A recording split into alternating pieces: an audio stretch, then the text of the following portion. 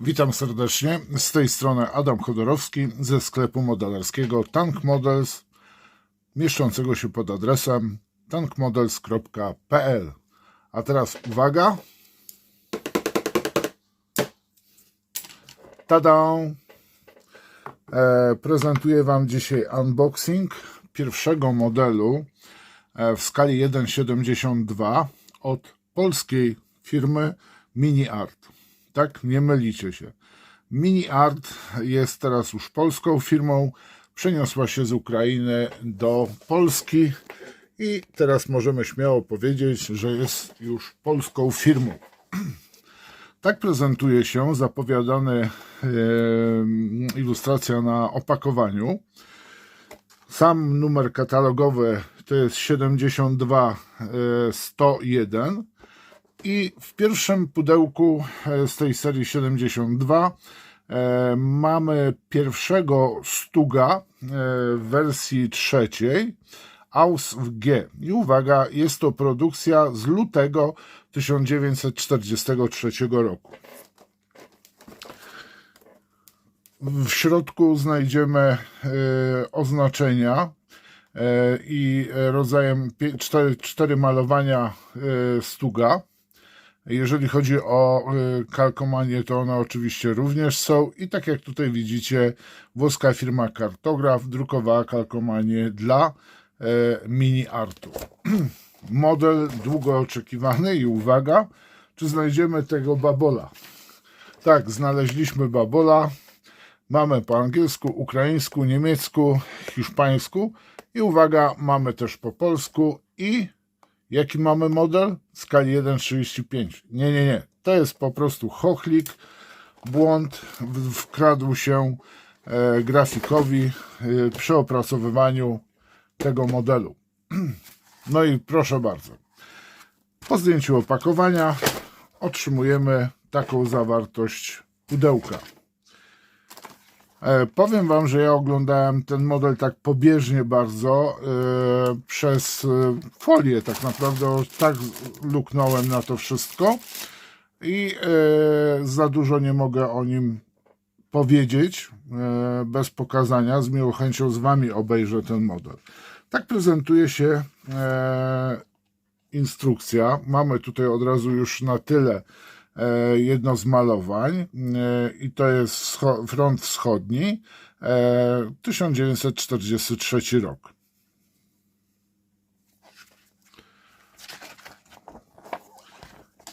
Na drugiej i trzeciej stronie znajdziemy kolejne malowania. Tak samo front wschodni, wiosna 43 rok.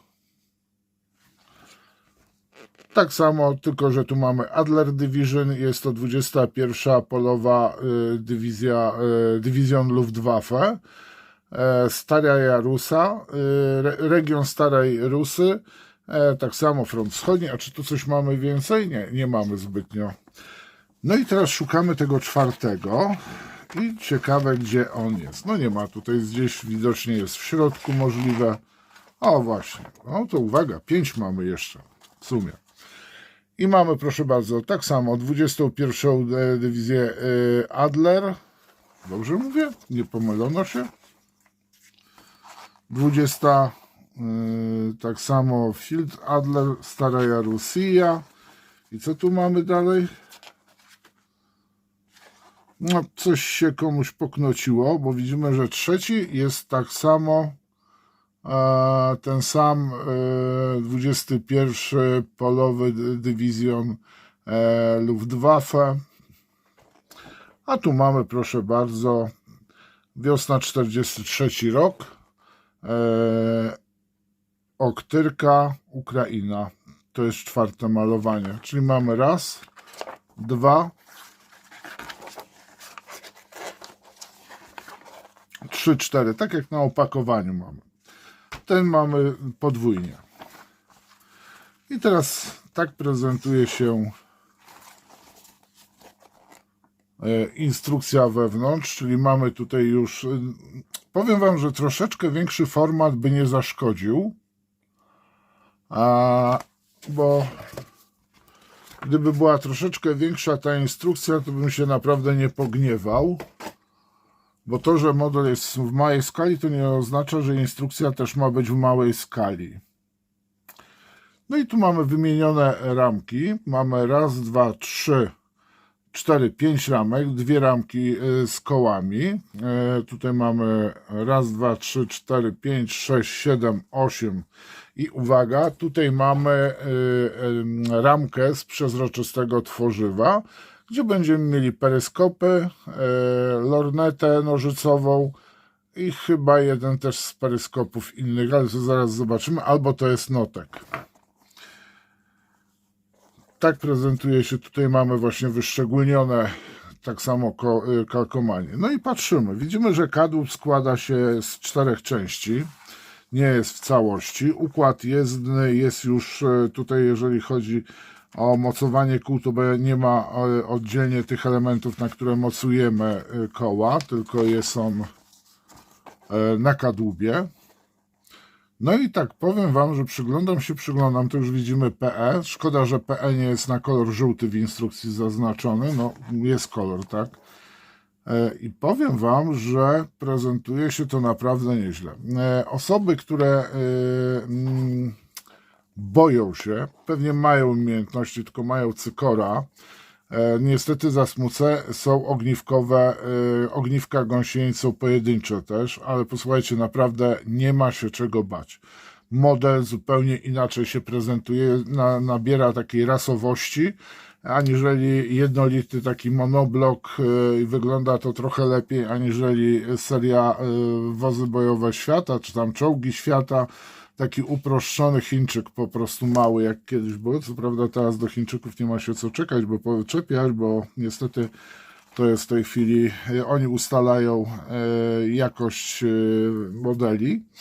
No i mamy kolejne kroki. Czy są jakieś warianty? Zapewne znajdziemy jakieś warianty, bo ja tam widziałem już parę rzeczy, gdzie mamy jedno albo drugi wariant.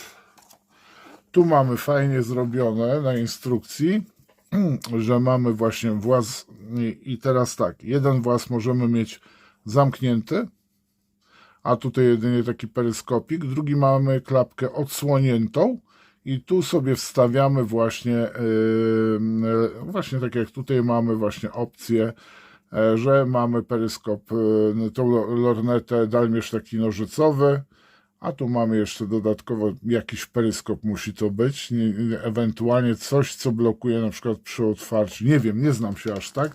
Powiem wam, stuga na oczy nie widziałem, w sensie 1:1. Bardzo ładny jest tutaj, bardzo dużo elementów, jest bardzo zdetalowany ten model. Powiem wam, że mamy możliwość, naprawdę będzie zabawa z tym. I to na plus. Bardzo fajnie widzę, są wykonane kanistry, ponieważ mamy z dwóch części kanister i mamy ten taki trzypalczasty uchwyt, tak? Na lewą stronę, na prawą rękę i po środku możemy nieść ten kanister. Część włazów widzę, jest możliwość otwarcia, super, jest tak samo osłona, MG, magazynek oddzielnie. Tak składamy jarzmo armaty. Z kilku elementów, z 3 elementów się składa. Mamy tutaj właśnie też te elementy PE, które używamy. Widzę, że część narzędzi chyba jest oddzielnie, ale zobaczymy oglądając ramki. Tak, narzędzia są, widzę, w dużej mierze, w 90% oddzielnie. Tu jedynie widzimy, że jest ten hak taki, to jest nałożony. Mamy też oddzielnie uchwyty doliny. Mamy tak samo, posłuchajcie, anteny. Mamy gaśnicę oddzielnie i uwaga, tutaj mamy też fajny taki wężyk, bo tu jest oświetlenie z tyłu, to jest ten element. Za mała jest ta instrukcja. Drodzy moi z Minimartu, powiększcie instrukcję. No i tu mamy elementy fototrawione, gdzie montujemy gaśnicę, kanistry montujemy, uchwyty są na kanistry, jak i również koła zapasowe. Mamy tutaj możliwość z otworkami. No i uwaga, producent też sugeruje nam producentów farb, jakich mamy użyć. Mamy Vallejo, Mr. Color, AK, Mission Models, Ammo, by Mick Jimenez, Tamiya. Jest ten bardzo dobry zestaw farb. No i to wszystko. I teraz, cóż, teraz należy otworzyć torebkę. Czy możemy, ona jest jakoś zakrywana, odklejana, czy po prostu jest tak już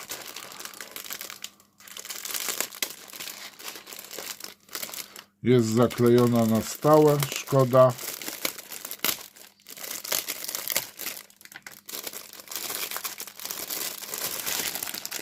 Straszna duża ilość plastiku.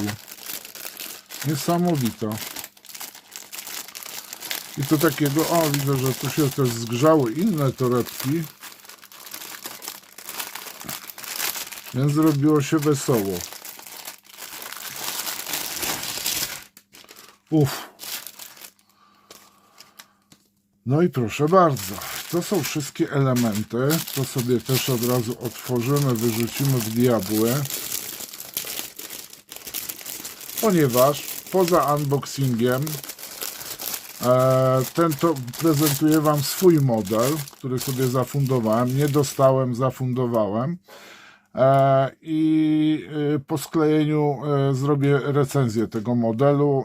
Zobaczymy, jak to wygląda bliżej, bo to jest pierwszy ich model w 7.2 i warto zwrócić na to uwagę, czy przypadkiem nie trzeba nanieść jakichś poprawek, na przykład producent może coś uchwyci. I uwaga,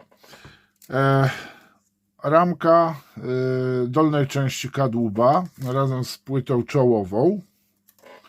Zaraz sobie oblukamy. Mamy tutaj ramkę AH i tak A i małe H, to są gąski. No i to myślę są rzeczy, które będziemy wymieniać chyba przy kolejnych stugach, ale zaraz do tego dojdziemy, będziemy się przyglądać. No i powiem Wam, że jak zobaczyłem tą kopertkę, no to byłem tak zaciekawiony, co to może być. Jest to bardzo estetycznie podane, bo zobaczyłem, że kalkomanię i ramkę z przezroczystymi elementami mamy w oddzielnej torebce, a znając życie, tutaj w ten sposób, tak, cały zestaw, dostajemy blaszkę fototrawioną. Powiem Wam, super, jest to bardzo dobry pomysł. W ten sposób podane, delikatne elementy, które mogą ulec uszkodzeniu. Ta blaszka jest też obustronnie zabezpieczona folią i tak prezentuje się sam zestaw. Cieniuteńka blaszka jest, więc trzeba tutaj ostrożnie przy wycinaniu.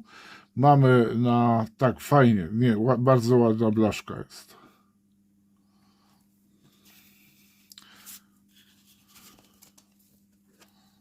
Gdyby tu były kalkomanie, to też bym się nie pogniewał.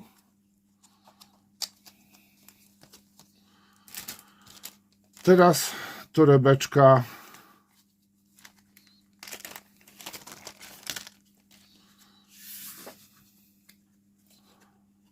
proszę bardzo, zestaw kalkomanii. Osoby, które sklejały już jakiś model, na przykład w 3.5, bo chyba że ten sklejały już model, bo to jest pierwszy model w skali 1.72 od MiniArt.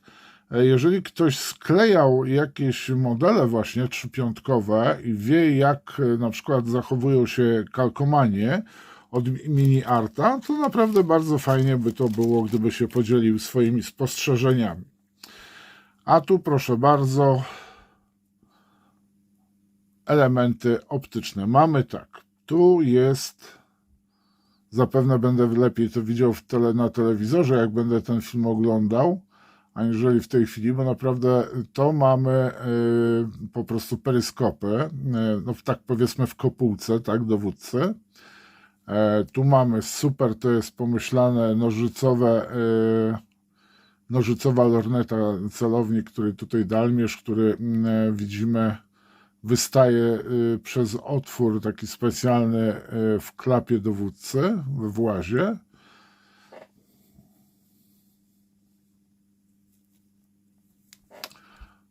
Czy ten element Tak, to jest chyba, posłuchajcie, szyba pancerna do wizjera kierowcy. No, że szkórka wodna, powiem wam, nieźle, nieźle, powiem wam, wow. Jeszcze nie jest to, powiedzmy, zbliżają się do chińskiej jakości produktu. Powiem wam, jest to naprawdę na duży plus. I teraz tak, weźmiemy sobie teraz ramki z układem jezdnym do tej wersji. To jest ramka A. I proszę bardzo, tak prezentuje się, czy coś tu może przeszkadzało w skupieniu się obiektywowi. Tak prezentuje się ramka A.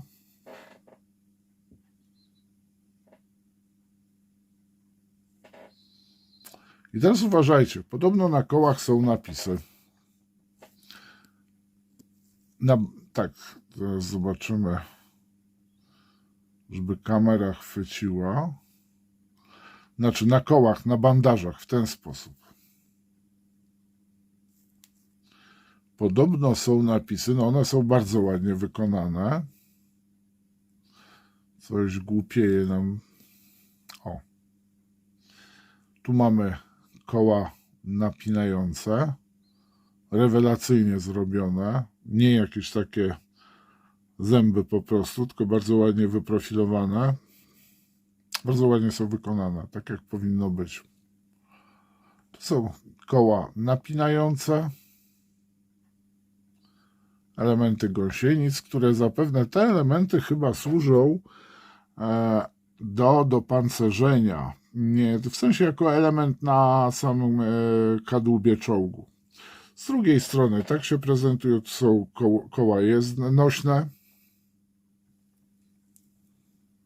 Co to są elementy 8? To na chwilę obecną nawet za chińskiego Boga nie wiem. Tak, to jest 8. No już sprawdzić trzeba w instrukcji. I to jest, posłuchajcie, ramka A.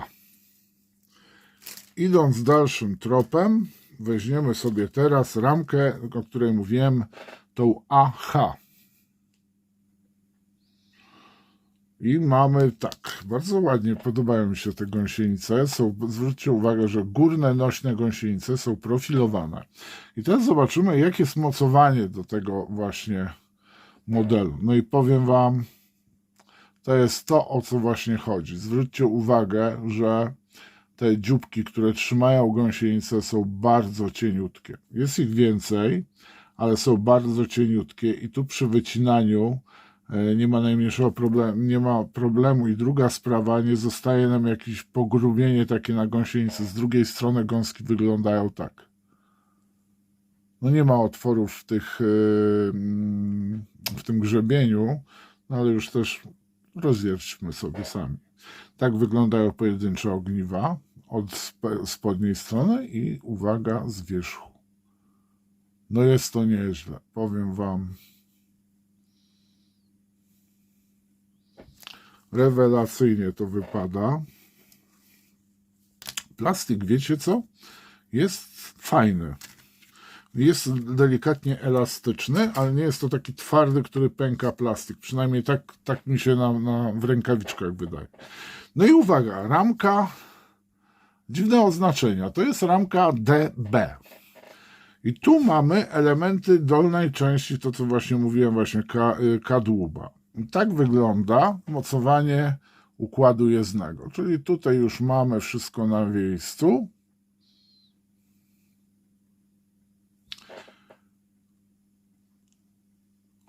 Tu są dodatkowe płyty.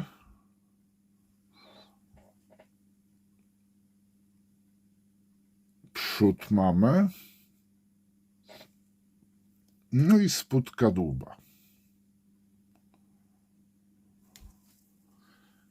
Teraz sobie bierzemy dwie dodatkowe ramki i uwaga, tam mieliśmy ramkę DB, a tu mam ramkę DC. A i tu są już narzędzia, część narzędzi jest na błotniku. Ale wiecie co? One są bardzo ładnie wykonane.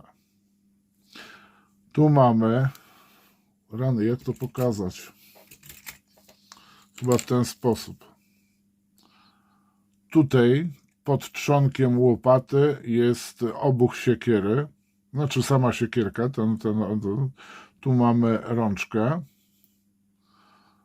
to jest łopata, to nie wiem co to jest, nie mam zielonego pojęcia, tu jest najprawdopodobniej po prostu taki łom, chyba, bo jest zapięty, tu mamy mocowanie tego łoma, tu mamy zapięcie i powiem wam, że jest to naprawdę zrobione genialnie.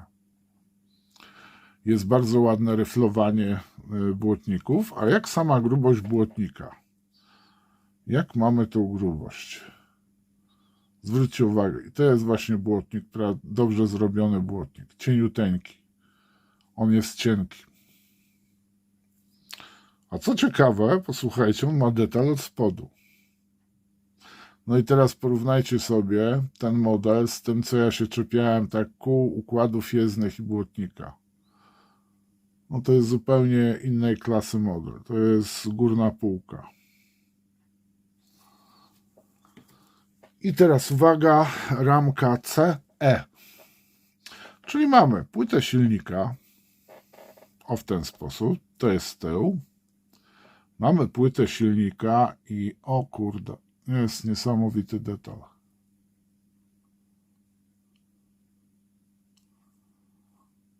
To lubimy. A, i tu mamy boki. I zwróćcie uwagę, tu jest też narzędzie, tu mamy cążki, cęgi, a tu mamy taki młotek wybijak. I tu nie czepię się autentycznie, nie przyczepię się, że to narzędzie jest tutaj, bo ono jest rewelacyjnie wykonane. Przypomina po prostu, to nie muszę się domyślać, że to jest młotek czy też łopata, tak jak na przykład niedawno mówiłem o tym. I tu mamy kolejne elementy.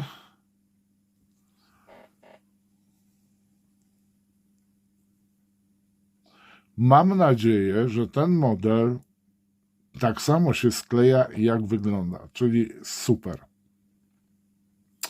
I tu można zrobić wow, bo powiem wam, że jest ten model naprawdę, to jest chyba najładniejszy stuk na mieście. Najładniejszy w całej wsi, powiem wam. I teraz jak tu mamy ramki B i BA, to polecimy sobie od ramki B. Największe dwie ramki. No i proszę zwróćcie uwagę, tu już mamy dwie płyty. Oto te płyty powinienem tak pokazać. I mam nadzieję, że zauważyliście już różnicę. No jest do różnej wersji. Trzeba zobaczyć, czy te płyty wykorzystujemy w tym modelu tą albo tą, czy tylko na przykład tą wykorzystujemy. To jest wspólna ramka do wielu stugów, jakie będą. Chyba już wiadomo, że będą 3 kolejne w różnych wersjach i tu w różnych produkcjach przede wszystkim. Tu mamy już, proszę zwrócić uwagę, 4 hamulce. I przyjrzyjcie się teraz dobrze tym hamulcom. One się Holender różnią. Tak wygląda to z drugiej strony. Jak to mocowanie tych hamulców? Zwróćcie uwagę, jest bardzo małe, więc spokojnie nie zostanie jakiś mel, który trzeba będzie wypiłowywać. Znaczy trzeba będzie trochę wypiłować, bo to jest akurat, jest takie mocowanie, a ten hamulec jest bardzo malutki. A teraz wam pokażę, jak sama lufa bez hamulca wygląda. To, co wystaje. To jest lufa. No i tutaj, powiem wam, ten model ma minus za jedną rzecz. Za brak metalowej lufy. Jedynie tak, to jest super bajer. Ja jestem zachwycony już tym modelem po aktualnym oglądaniu. Bardzo mi się to podoba. Tu mamy gąsienice dodatkowe, takie do dopancerzenia najprawdopodobniej.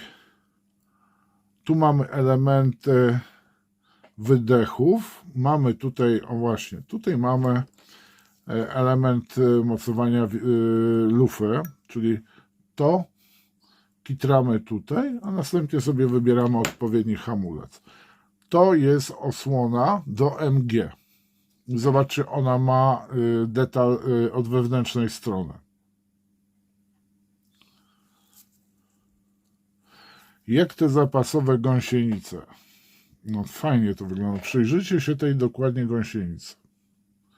I co ma w środku? Tu mamy elementy kadłuba. boki, przednie boki powiedzmy kadłuba. Tu mamy przód, czyli idzie ten element, który wchodzi następnie tutaj. Tak mamy górę i ona będzie się w następnym modelu różniła od kolejnej, znaczy ta góra będzie inna, w następnym będzie troszeczkę inna. I teraz proszę bardzo, klapy. To jest właśnie kopułka, wieżyczka powiedzmy dowódcy i tu są te dwa warianty. Albo sobie wystawiamy nożycową lornetę, albo też nie, polową taką. A tu montujemy sobie elementy właśnie związane z peryskopami.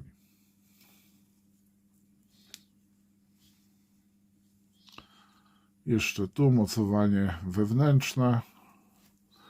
No i ramka BA. Uchwyty do lin, ale lin nie ma. No, tutaj nie ma lin. Ale mamy za to uchwyty, czyli liny sobie robimy albo z drutu, albo kupujemy linę. Albo sami pleciemy. No i tu mamy klapki na płytę silnikową. Te elementy, nie mam zielonego pojęcia do czego jest, przypominają mi trochę elementy, które używamy do mocowania bocznych tych fartuchów takich, czyli tych osłon, posłuchajcie, antyodłamkowych.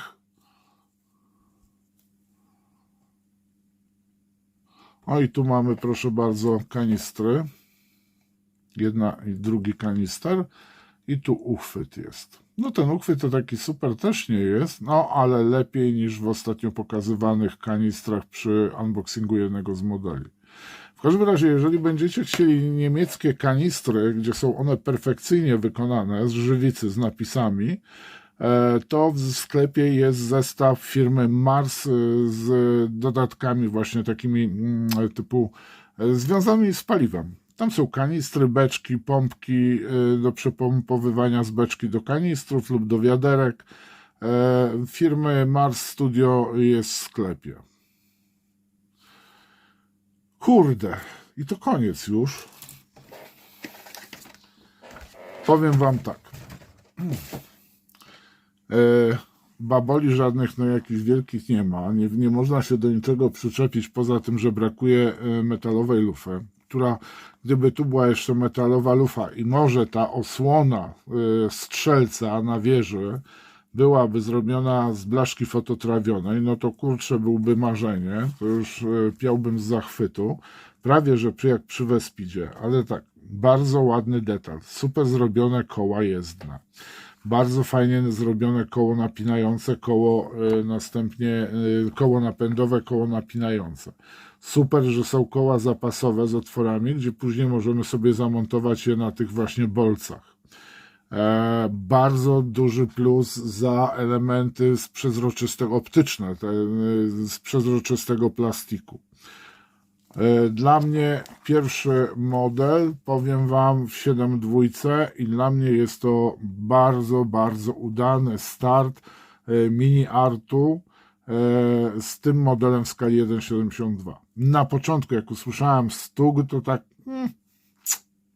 taka przerobiona Panzer trójka, a tu się okazuje, że posłuchajcie, będzie się działo, bo MiniArt, aktualnie polska firma już zapowiedziało kolejne wersje Stugów, więc powiem wam, ja zaczynam się tym już interesować.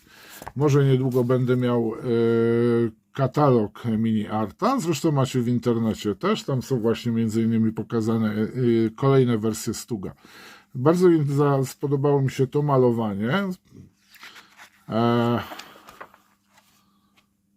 To mnie się mniej podobają. Nie, takie. Jeżeli już to będę wykonywał, bawił się w tym malowaniu właśnie z frontu wschodniego, 43 rok. Dziękuję wam za uwagę.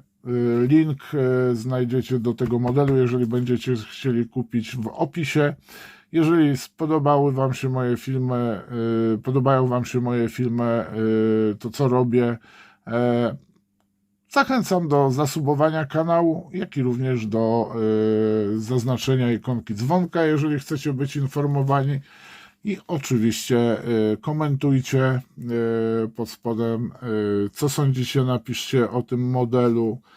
Ja Wam bardzo dziękuję za uwagę, pozdrawiam, czołgiem.